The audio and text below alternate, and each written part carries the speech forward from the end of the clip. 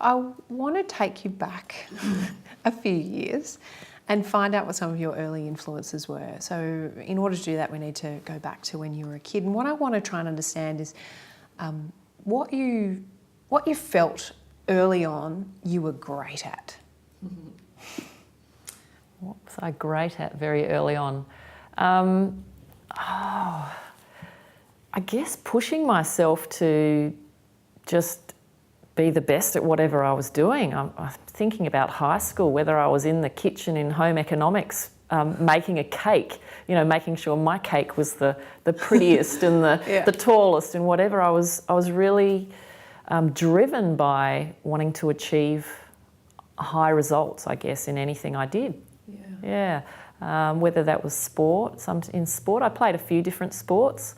I played a bit of netball and, tried things, but nothing really hooked me in until I discovered volleyball. But I didn't have these ambitions about going to the Olympics. I never thought one day I want to stand on the podium. Back then, I can't remember that feeling back then. I just liked being good at what I did. And I think what started that was because earlier on, even in primary school, I was teased a lot, and I'm a very sensitive person. I'm a Cancer, so I'm a typical crab. I have a hard outer shell, but inside I'm soft and gooey. So I was teased incredibly for my height when I was younger, and I have this picture. I remember there's 5 of us standing there at a birthday party, and all my friends, come up barely to my shoulders. I'm a head and shoulder above everybody, and that was awkward. And I felt awkward. So I guess maybe because of that, I started going, well, I have to strive for excellence in all sorts of different areas. So I get recognition, and perhaps, people forget about teasing me, and maybe I was doing it to get, some love and recognition early on. I can empathise with that. Being 5'10" at 11, it was the same situation, so I can understand how you feel a little bit awkward and out of it, and socially, it affects you socially in terms of how you take up your role in those I remember playing Kiss Chasey, and I got caught, or I was doing the catching or something, and I had to stand on I had to get the guy to stand on a chair to kiss me, and you imagine what everyone's laughing, and I felt so uncomfortable. I almost left that primary school because it got to the point where I was so self-conscious and felt so upset about, how I was being bullied. I guess now we call it bullying. Back then it was just teasing. That I almost changed primary schools in the last year because I felt so, self-conscious and unloved. But I didn't. I stuck it out. You did. And look where you are now. And what did that teach you about life?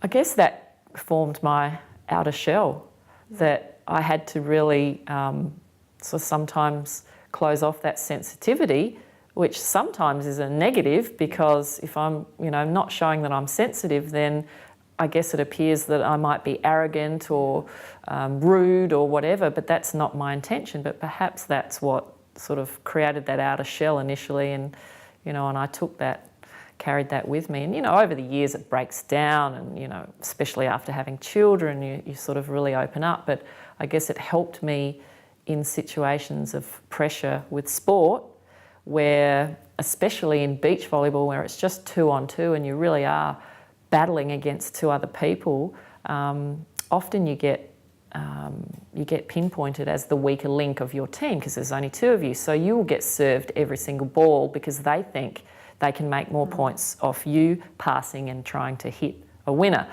So in those situations, you have to, if you show that you're upset and you're feeling down or whatever, they'll just keep hammering you ball after ball after ball. So, we had to learn to put our shoulders back and say, bring it on. And that's what it was like. So I guess it really helped me in sport. And then combined with that wanting to win and achieve success, I guess it was a good combination. I guess it worked. So you said that you didn't have any aspirations to be an Olympic athlete when you were younger. Yeah. But did you have any sense of what you wanted to be when you grew up? Not really. I did work experience in high school, and I went and worked in the local record shop. I didn't really think that I wanted to be a doctor or a lawyer or a nurse, or I think I love sport, and I did sort of entertain the possibility of maybe being a PE teacher. But no, I had no driving desire to do anything particular. It was only when I started playing volleyball, I absolutely fell in love with the environment, and all of a sudden, and this is the big thing for me, all of a sudden people were patting me on the back saying, wow, you're so tall, you're so agile, your frame and everything is perfect for volleyball, you'll be really good at this. And I was lucky enough to be in a club that was starting off, and they had one of the best coaches in Australia, and with her on board, and she sort of built my foundation, and with her on board I sort of learnt pretty quickly, and of course more rewards, more awards, accolades and everything, accolades. I was really boosted, and I'm going, wow, this is great. Yeah. I've been looking for this all my life, something to do where I'm actually being applauded, and I guess that's what made me fall in love with it, and just kept on going up, up, up. I wonder what the journey would have been like if you hadn't have received that instant sort of recognition and validation at the start of your volleyball career. Yeah, it probably would have been different, because if I didn't get all those great words of encouragement and advice, and have all the fantastic coaches and players around me, I could have very easily gone, just like I did with netball and basketball, oh yeah, that's okay, but I'm not really into that. Yeah. But I seriously had one of the best coaches, Sue Dancy, in Australia. She was one of the Australian national team's best players, and she took a very firm yet loving control of a team. Tough love, you've heard of tough love, where she would just, really hammer us at training, but she was fun, and we really respected her, and we wanted to perform well for her. And I had some of the best Australian players as well around me, so I had a really good environment to grow up in, and very easily that could have been so different if I lived in a different suburb or a different state at that time. So, I think the environment as you grow up has a big thing to do with whether you're going to be successful in a certain area. Absolutely does. Did you have any people, heroes, for want of a better term, that you really aspired to be like when you were younger? I've been asked that question a lot, and I've never really come up with one or two or even three people. And I still do it today. I look at all people around me, whether they're mothers, whether they're athletes, whether they're business people, and I look at the qualities that I like about them, and they're the type of qualities I'll take on. So again, it's about wanting to do the best in what I do, be the best mum, be the best author of a book, be the best coach nowadays, be the best public speaker.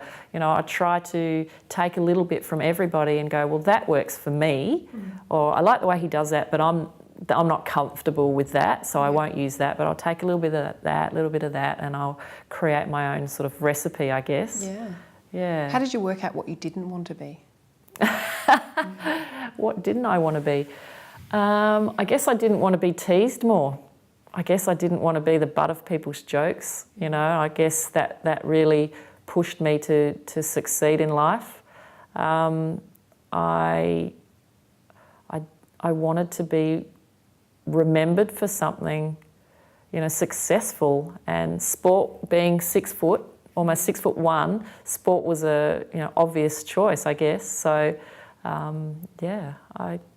I've never thought of that. I don't think often in the negative, I think in the positive. So I think, how can I make this better? Not, I wish it wasn't this bad.